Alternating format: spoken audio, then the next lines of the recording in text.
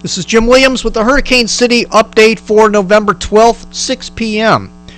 Well, let's start out this tropical update video with a little bit of history. Back in 1994, Gordon developed down in the southwestern Caribbean Sea right around this time of the year, and the system moved to the north and hit Jamaica as a tropical storm, East Cuba as a tropical storm, and then started heading toward the Florida Keys, tropical storm.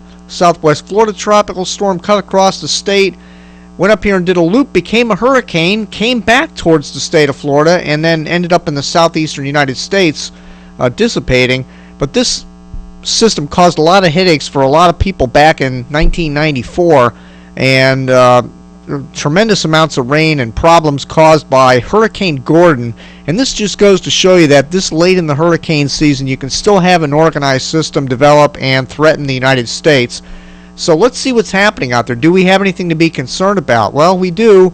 We have a new Invest 94L is in the southwestern Caribbean Sea. The system was an area of low pressure that came off of South America and is now located north of Panama down here, and the system is drifting off to the west. And here are the early model runs on this system.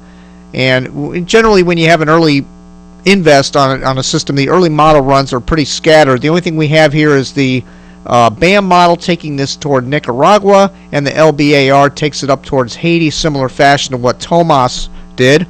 And the other global models are pretty much in agreement that the system is going to drift off to the northwest for the next few days and be somewhere in this circle here going into next week. Now, the National Hurricane Center is tentatively scheduling an aircraft for Monday afternoon to go out and investigate this system. We'll see if we have ourselves the next named storm on the list, which is Virginie, and this will be a record-breaking season outside of the 2005 hurricane season. We're right on par with 1995, and we may break that record. And Derek Sibley, who works with Hurricane City here, even mentioned to me in an email. He works down at the Hurricane Center up doing some volunteer work down there, and mentioned that they actually have the Greek alphabet names already ready to go in the event that we go over the alphabet. So the National Hurricane Center seems to think this might have a chance of developing. We'll have to see about that. But most of the models do take it generally northwest. Now, what is the wind shear environment down there right now?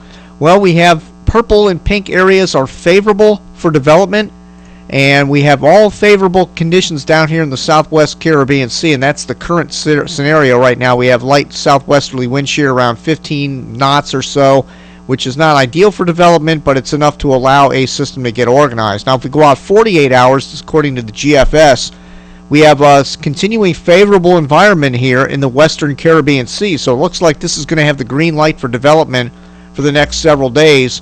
But look up over Florida here. We have very high wind shear over the state of 40 to 50 knots of shear up in there, and that's not favorable for any kind of development. So if this were to get up near Florida, it would be shredded. But that's the current situation, or going out 48 hours into Sunday evening. But that could change down the road if a high pressure builds over the system. It could nudge more favorable conditions into the southern Gulf of Mexico. So we'll have to see if this does make it north. Some models indicate that this could get pulled to the north, so we'll have to watch this closely. Now, here are the sea surface pressures over the entire globe here. And if we zoom in on this, I know it's kind of hard to see this, and I've referenced this map a few times throughout the hurricane season. Notice over here in the Atlantic Basin, the dark purple and blue areas are very low sea surface pressures. Look out here in the Pacific. I know I'm using red color in a red map here, but look at the bright reds and yellows. These are all above normal sea surface pressures, and generally need low pressure for development, which we have all through here in the Atlantic. And it's unfavorable out here in the Pacific, and that's why we haven't seen too many systems form out in the Pacific this year.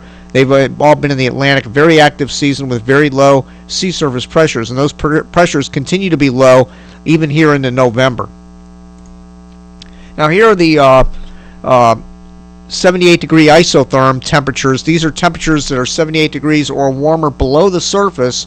A hurricane needs 78-degree temperatures to develop and flourish, and these temperatures go well below the surface, so we have a lot of heat content of fuel available for hurricane formation in the southwest Caribbean Sea. We actually have two areas of orange here which are going down over 125 feet down, actually more than that, several hundred feet down in meters below the surface of the ocean, warm enough temperatures to support a hurricane forming. So we need to watch this closely.